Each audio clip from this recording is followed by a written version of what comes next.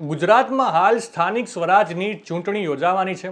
16 ફેબ્રુઆરીએ ચૂંટણીનું મતદાન અને 18 ફેબ્રુઆરીએ ચૂંટણીનું પરિણામ જાહેર થવાનું છે। ગુજરાત રાજ્યની જૂનાગઢ મહાનગરપાલિકા, 66 નગરપાલિકાઓ, કઠલાલ, કપડવંજ અને ગાંધીનગર તાલુકા પંચાયતોની સામાન્ય ચૂંટણી તથા બોટાદ અને વાંકાનેર નગરપાલિકાઓની મધ્યસ્થ ચૂંટણી અને સ્થાનિક સ્વરાજ્યની સંસ્થાઓની પ્રસંગોપાત ખાલી પડેલ મહાનગરપાલિકાની 3 બેઠકો, નગરપાલિકાઓની 21 બેઠકો, જિલ્લા પંચાયતોની 9 બેઠકો તથા તાલુકા પંચાયતોની 91 બેઠકોની પેટા ચૂંટણીઓ યોજાનાર છે। ત્યારે સત્તા પક્ષ અને તમામ વિપક્ષ એડી ચોટીનું જોર લગાવી રહ્યા છે, પ્રચાર કરી રહ્યા છે, મિટિંગોના દોર ચાલુ થઈ ગયા છે, પીઢ નેતાઓ અને કાર્યકર્તાઓની મુલાકાતો થઈ રહી છે। એવામાં ઈસુદાન ગઢવીએ પૂર્વ કેન્દ્રીય મંત્રી અને ભાજપના જનસંઘના પીઢ આગેવાન શ્રી હેમાબેન આચાર્યની મુલાકાત લીધી। શું છે આખી બાબત, વિગતે વાત કરીએ।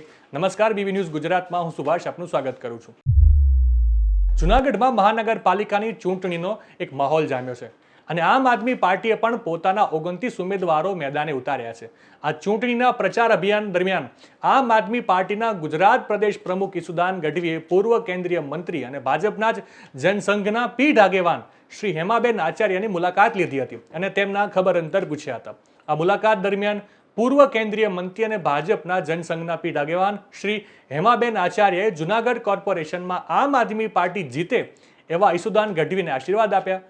ભાજપના જનસંઘના પીઢ આગેવાન હેમાબેન આચાર્યએ ઘણા મહત્વપૂર્ણ સૂચનો પણ આપ્યા અને તેમાં આમ આદમી પાર્ટીના કહેવા મુજબ સૌથી મહત્વપૂર્ણ સૂચન હતું કે આમ આદમી પાર્ટીએ ભવિષ્યમાં ભાજપ જેવા કામ ન કરવા, કારણ કે ભાજપને પૈસા સિવાય કાંઈ દેખાતું નથી। તેમણે વધુમાં જણાવ્યું હતું કે જૂનાગઢમાં વ્યવસ્થા સુધારવા માટે અનેક વખત રજૂઆતો કરવામાં આવી, મુખ્યમંત્રીને 3 વખત સૂચના બાદ પણ જૂનાગઢ શહેર ભાજપમાં કાંઈ ફેરફાર થયો નથી। સંગઠન મંત્રી આવ્યા હતા, તેણે જે પણ સૂચનાઓ આપી હતી તેની પણ કોઈ અમલવારી થઈ નથી। તેમણે વસવસો વ્યક્ત કરતા જણાવ્યું હતું કે ભાજપમાં પહેલા કુટુંબ ભાવના હતી, હવે એવું ક્યાંય પણ દેખાતું નથી।